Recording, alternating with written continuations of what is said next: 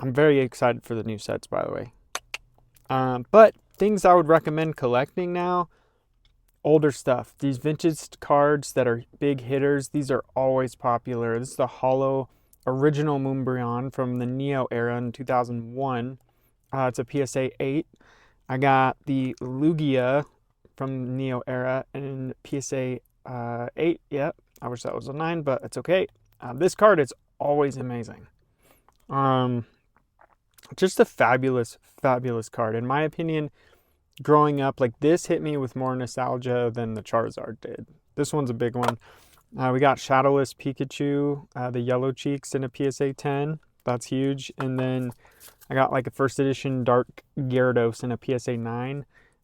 There's a bunch of other stuff that I have. These are just some examples, but those are good to collect right now. Vintage is always good, especially if you can get it in like 8, 9, or 10.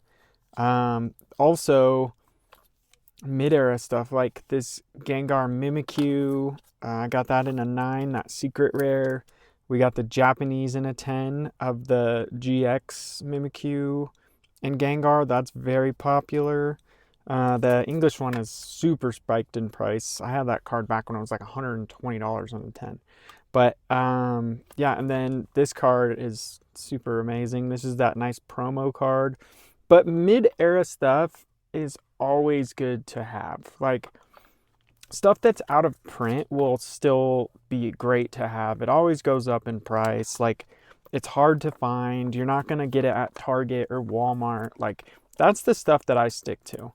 I stick to stuff that you can't really get just at a store anymore. And I'm talking sealed too. Like I think my booster box collection like is going to be like Roaring Skies and Cosmic Eclipse and XY era stuff, you know, a lot of XY era stuff.